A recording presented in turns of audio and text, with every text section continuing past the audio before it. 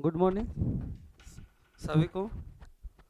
हम पिछला क्लास में जो पढ़ा रहे थे एनपीओ, नॉन प्रॉफिट ऑर्गेनाइजेशन, है ना, उसी को फिर से हम लोग आगे बढ़ाते हैं और देखते हैं एनपीओ में जो फंडामेंटल चल रहा है, फंडामेंटल में क्या हमें पढ़ना है, क्या जानना है।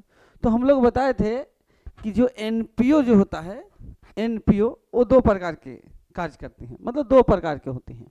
एक था एनपीओ, यदि देखेंगे हम लोग बढ़िया से तो एनपीओ जो था,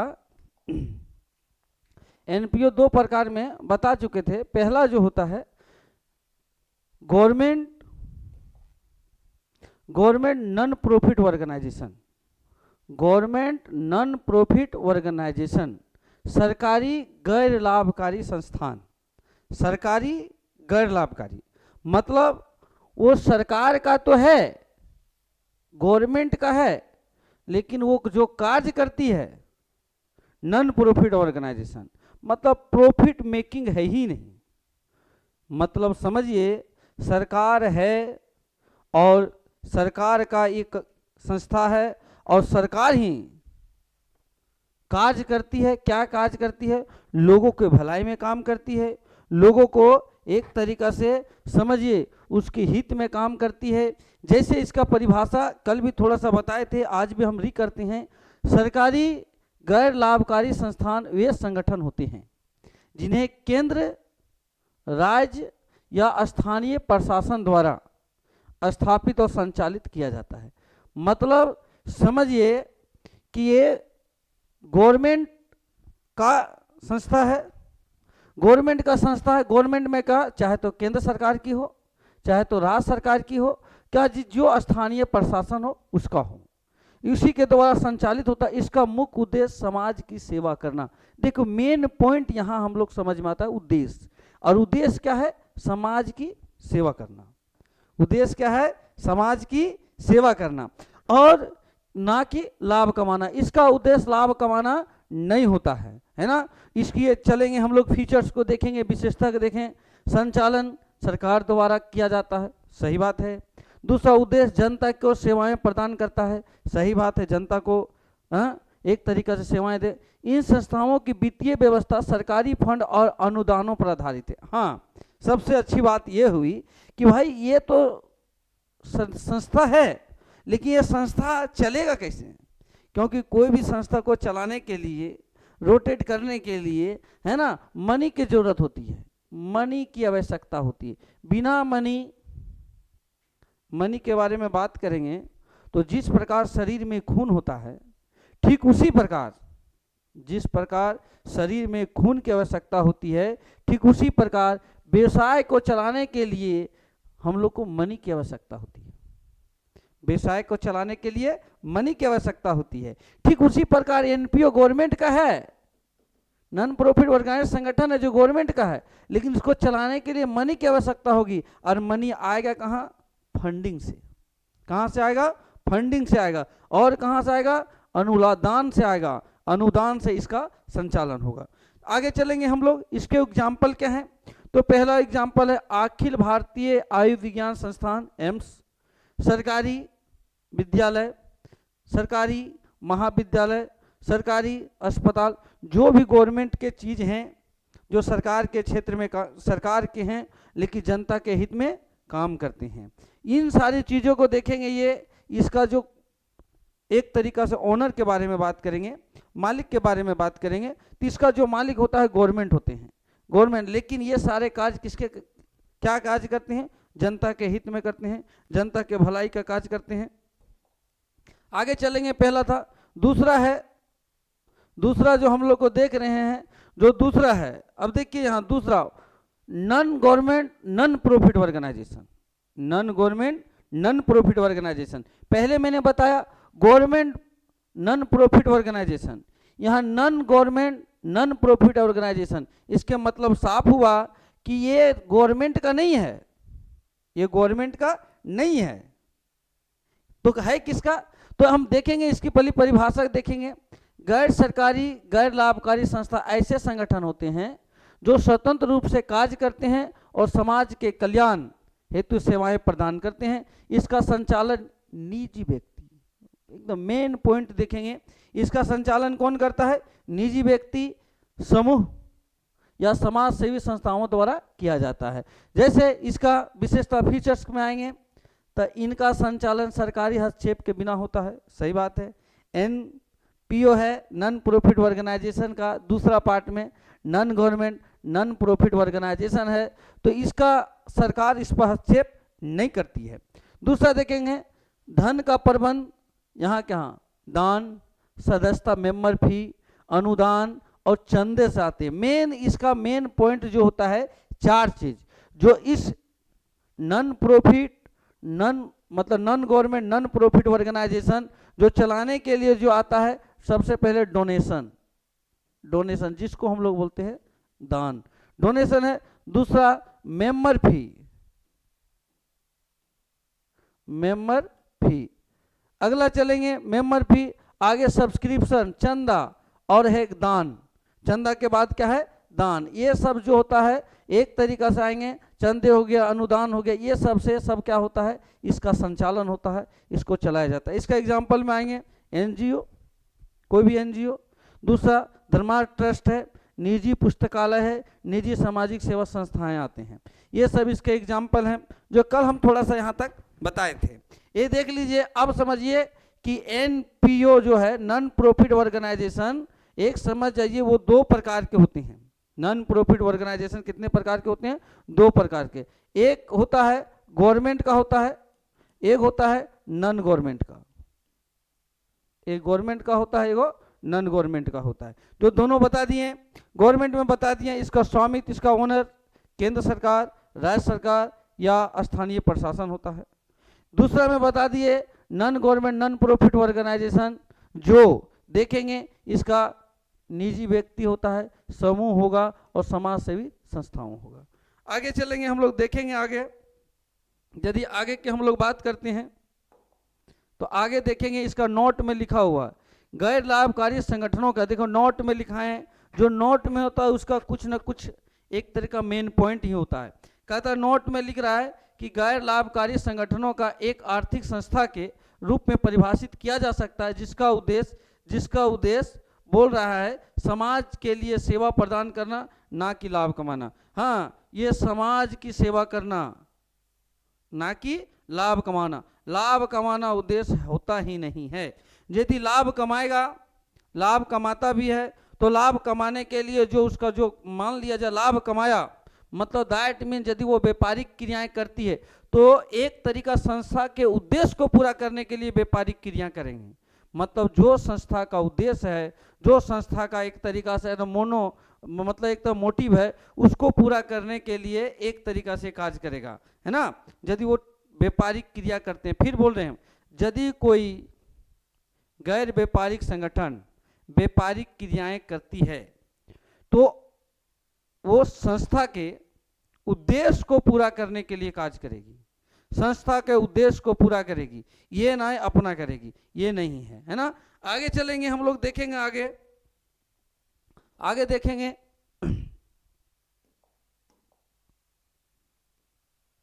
आगे देखेंगे गैर व्यवसाय संगठन की सेवाएं। यदि आएंगे चिकित्सा सेवाएं में आएंगे तो इसके अंतर्गत हॉस्पिटल आते हैं। चिकित्सा सेवाएं में आएंगे तो हॉस्पिटल के देखिए अस्पताल आते हैं। शिक्षा में आएंगे तो एजुकेशन सोसाइटी। अब हॉस्पिटल क्या काम करती है? चिकित्सा से संबंधित सेवाएं प्रदान करती है। मतलब हॉस्पिटल जो है चिकित्सा से, डॉक्टर लाइन से संबंधित, देख लीजिए सब जगह मिल जाएंगे आपको, सब जगह मिल जाएंगे आपको हॉस्पिटल जो सरकार का है, लोगों को भलाई में काम करती है। आगे शिक्षा में आएंगे, समाज को शिक्षा को प्रचार प्रसार करना। क्लब होता है अपने से विभिन्न प्रकार की सेवाएं प्रदान करना। साहित्य समितियां भी इसके अंतर्गत आती है जो वाद विवाद विचार गोष्ठी आदि का आयोजन करके मनोरंजन प्रदान करना। आगे सांस्कृतिक संस्थाएं कला, पर्वों, संस्कृति की रक्षा एवं विकास करना। धार्मिक आता है, धर्म आ जाता है, क्या आ जाता है? धार्मिक आ जाते हैं, विचारधाराओं को प्रचार एवं प्रसार करना। फिर बताते हैं गैर व्यवसायिक संगठन, नॉन प्रॉफिट ऑर्गेनाइजेशन जो काम करती है, जो भिन्न भिन्न क्षेत्रों में है। तो भिन्न भिन्न क्षेत्रों में क्या क्या है? पहला हॉस्पिटल है जो चिकित्सा संबंधी कार्य करती है। दूसरा शिक्षा है जो समाज के शिक्षा के लिए काम करती है। अगला अब क्लब है जो विभिन्न प्रकार की सेवाएं प्रदान करती है। साहित्य है, वाद विवाद, विचार गोष्ठी आदि का आयोजन करके मनोरंजन प्रदान करती है। और यदि सांस्कृतिक में कला है, पर्वों है, सांस्कृतिक रक्षा है, विकास करना भिन्न भिन्न प्रकार के हैं। धार्मिक में आएंगे तो अपनी धर्म और धार्मिक विचारधाराओं को प्रचार करना, लोगों को एक तरीका से हम लोग समझ सकते हैं, लोगों को एक तरीका भलाई का कार्य करना, इसके अंतर्गत आते हैं। आगे चलेंगे,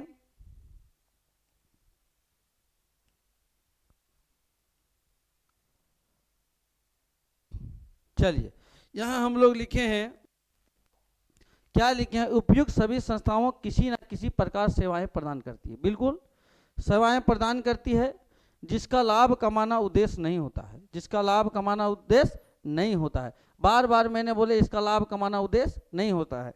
यदि देखेंगे तो ऑब्जेक्टिव कहेगा कि गैर व्यापारिक संगठन का उद्देश्य क्या है।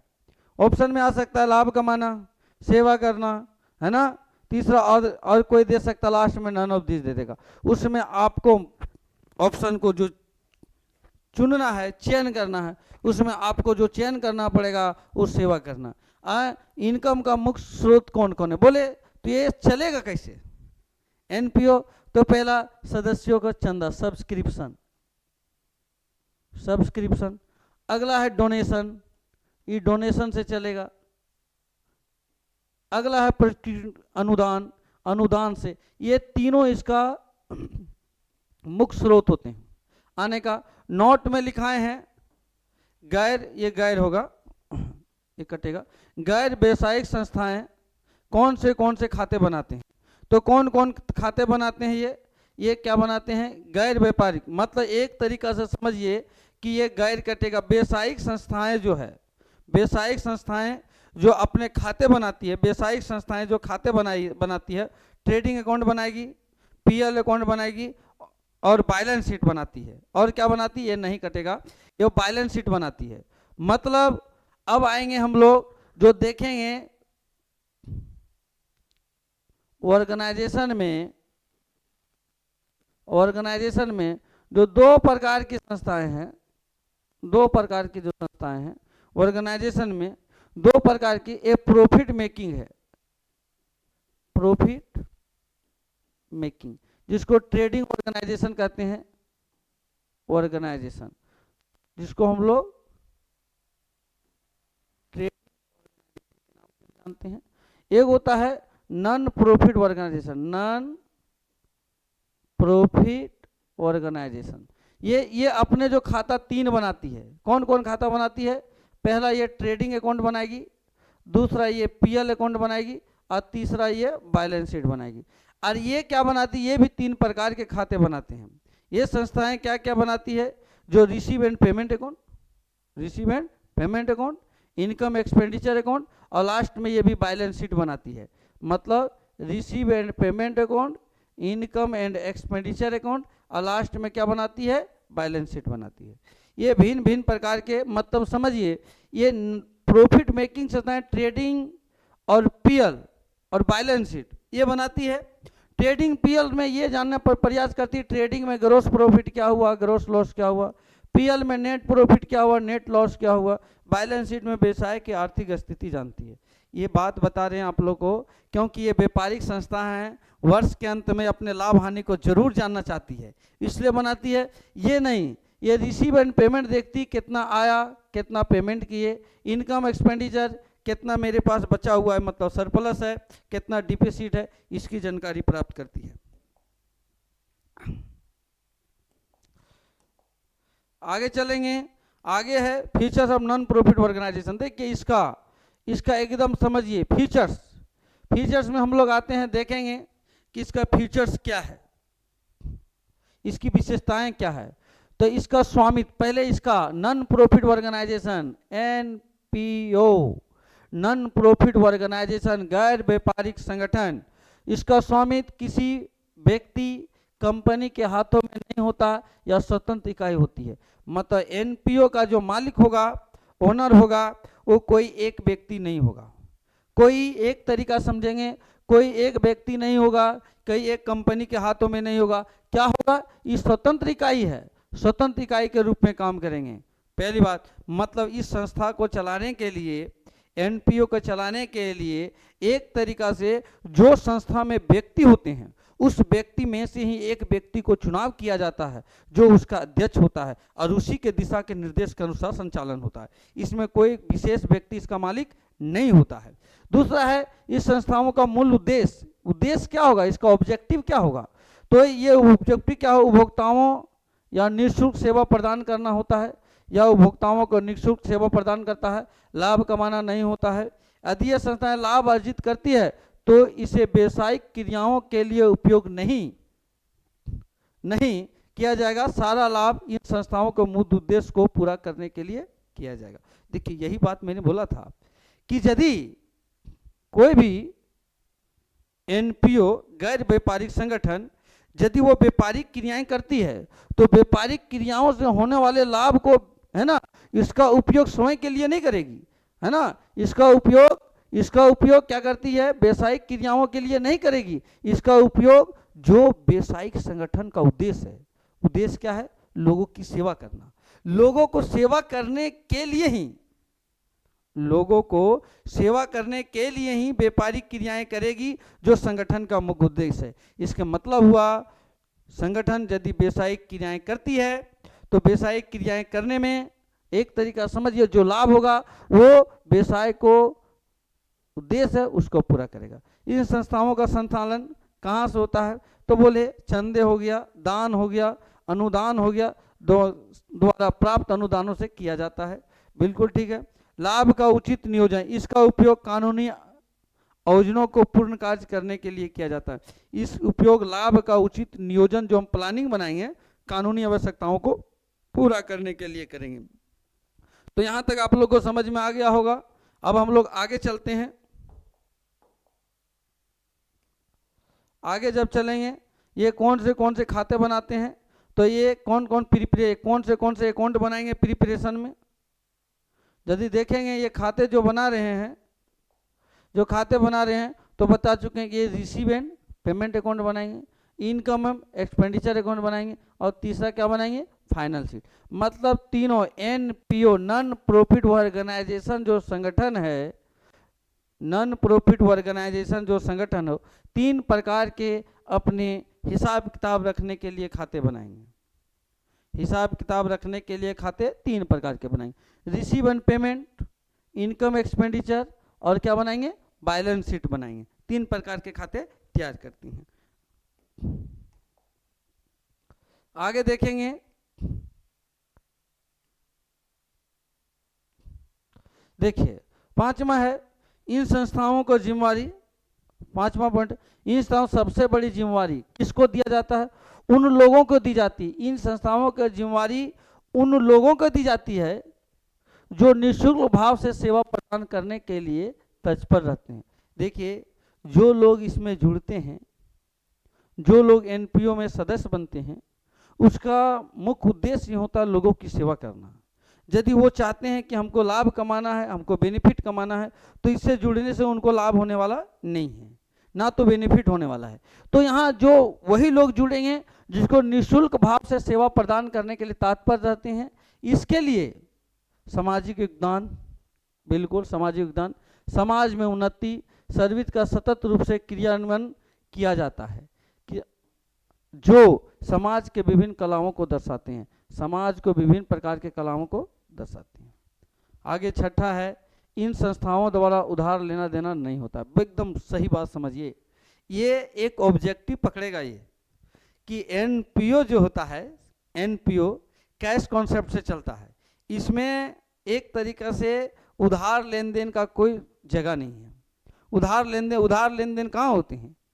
अरे प्रॉफिट मेकिंग संस्थाएं करती है, एनपीओ नहीं करती उधार लेन देन, क्योंकि उधार बाद में दे देंगे, कब दे देंगे ये सब चलेंगे बिजनेस में, ये तो लोगों की भलाई करने वाली है। तो यहाँ उधार की कोई ज़रूरत नहीं होता है।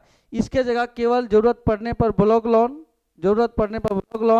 के तौर पर प्राप्त या भुगतान क्रियान्वित किया जा सकता है और उपकर पुस्तकों में सहेजा जा सकता है। इसको रोकड़ पुस्तों में लिया जा सकता है। मतलब समझिए, लेन देन उधार नहीं करेगी, जरूरत पड़ेगा तो लोन ले सकती है, लोन दे सकती है, लेकिन उधार में, क्रेडिट में कोई भी काम नहीं करेगी। इन संस्थाओं की स्थापना संस्कृति, खेल, दान, ज्ञान, साहित्य, शिक्षा दान, अन्य सामाजिक कार्यों के लिए किया जाता है।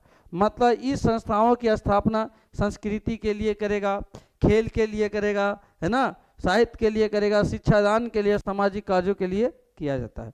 इन संस्थाओं का उपयोग इसके द्वारा किए गए कार्य का निर्माण किया जाता है जो ग्राहकों के संतुष्टि पर आधारित है। जो भी काम करेंगे लोगों को संतुष्ट करने के लिए काम करेंगे, है ना। आगे चलेंगे हम लोग, आगे चलेंगे। कहता है object of non profit organisation. Object क्या क्या है इसका है, तो ऑब्जेक्ट में यदि हम लोग देखेंगे, इसका ऑब्जेक्ट है, इसका ऑब्जेक्ट में यदि हम लोग देखते हैं,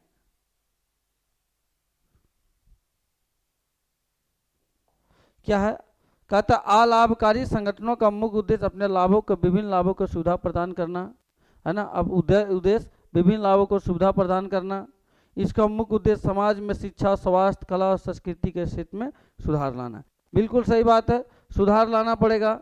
आगे चलेंगे हम लोग, देखिए डिफरेंट बिटवीन दिया हुआ है, between non profit organisation and profit making organisation. देखिए पूरा जितना बताए अब इसी में सब क्लियर हो जाएगा। Profit making organisation, non profit organisation. देखिए नॉन प्रॉफिट ऑर्गेनाइजेशन है, नॉन प्रॉफिट ऑर्गेनाइजेशन सिंपल समझिए, प्रॉफिट मेकिंग ऑर्गेनाइजेशन देखिए वही बता रहे थे। मुख्य उद्देश्य, मेन उद्देश्य सेवा प्रदान करना। इसमें क्या है, लाभ कमाई, लाभ कमाना है। इसमें क्या होगा, लाभ कमाना। इसका एकदम main object is to earn profit, main object to provide service. इसको प्रोवाइड सर्विस देना है, मतलब सेवाएं प्रदान करना है।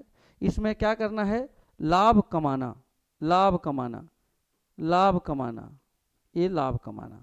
दूसरा में चलेंगे, इसका परिणाम क्या होता है। परिणाम होता है जब हम लोग इसका जो हम लोग एक तरीका से देखेंगे, जो अपने खाते बनाते हैं, तो खाते बनाने में ये सरप्लस और डिफिसिट का उपयोग करते हैं कि कितना मेरे पास बचा हुआ है और कितना हम माइनस में जा रहे हैं। ये कि रिजल्ट ये क्या देता है, प्रॉफिट एंड लॉस का, नेट प्रॉफिट और नेट लॉस का देता है। कौन, प्रॉफिट मेकिंग ऑर्गेनाइजेशन। आगे देखेंगे ये क्या करती है, ये क्या करती है, आगे अकाउंट्स क्या क्या बनाएगी। तो अभी अकाउंट्स के बारे में हम बताए, ये अकाउंट्स में क्या क्या बनाती है, receive and payment account, and expenditure account और balance sheet.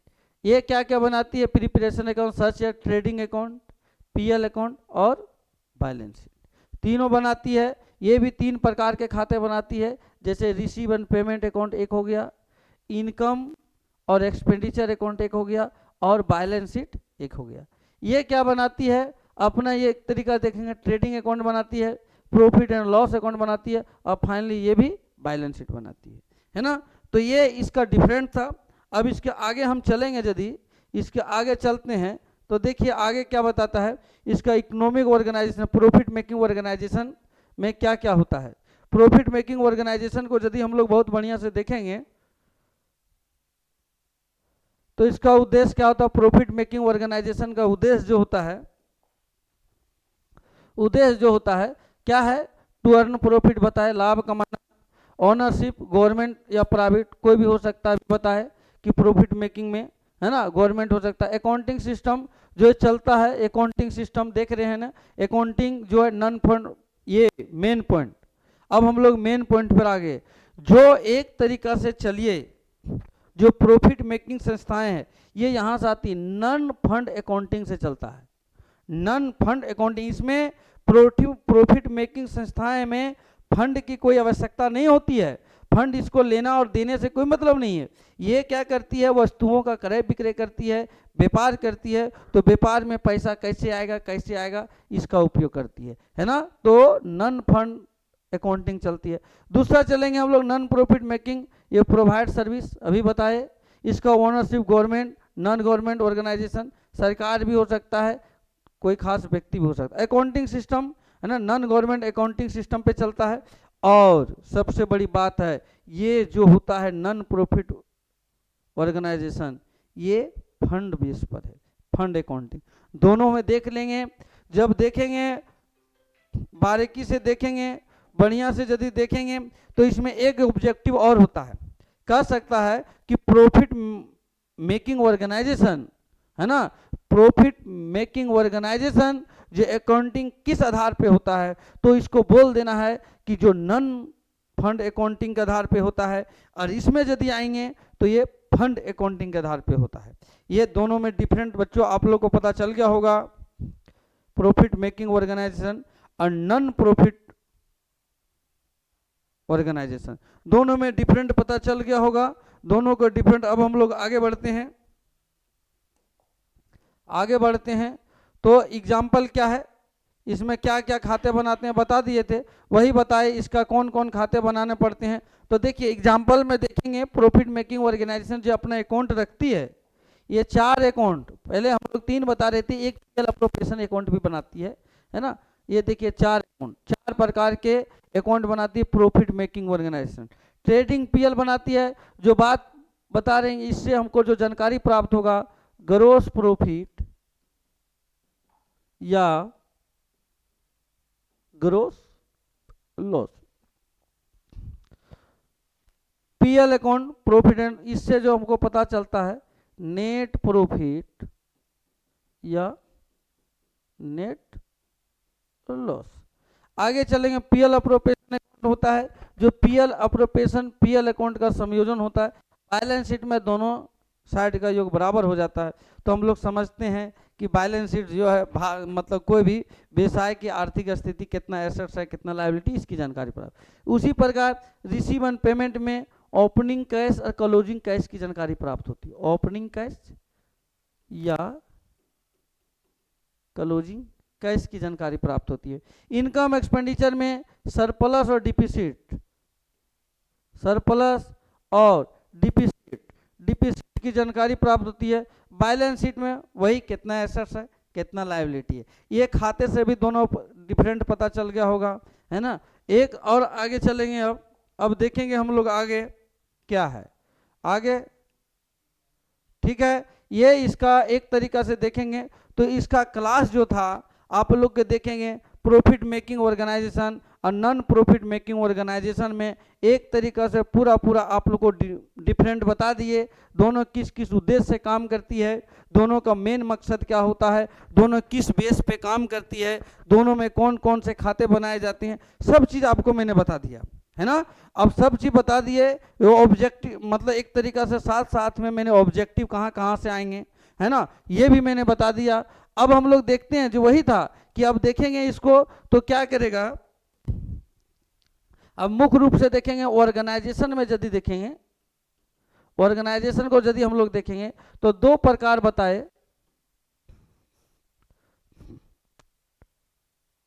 Profit making, profit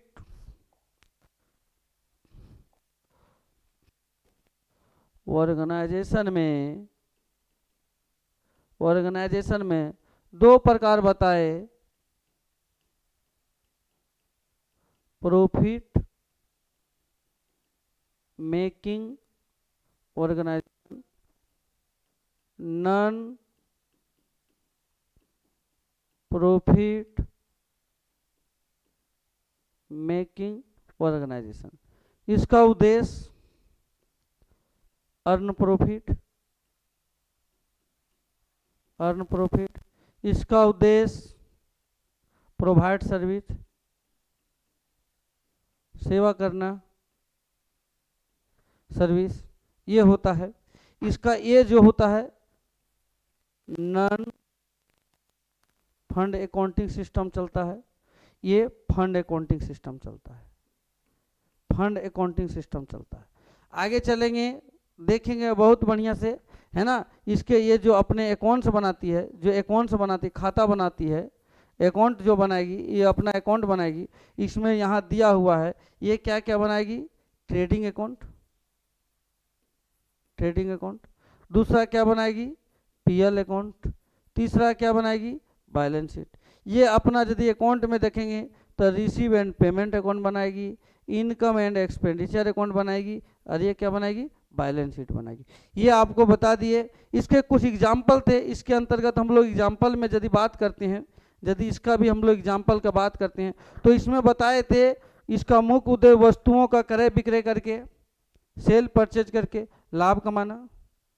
इसका मुख्य उद्देश्य सेवा करना। इसके अंतर्गत बताए थे, इसके अंतर्गत जो भी व्यापारिक क्रियाएं होंगी वो सब आएंगे, है ना, जो वस्तुओं का क्रय विक्रय करता है। इसके अंतर्गत बताए थे तो दो प्रकार के इसमें बताए, एक बताए गवर्नमेंट नॉन प्रॉफिट ऑर्गेनाइजेशन, दूसरा बताए non government non profit organisation.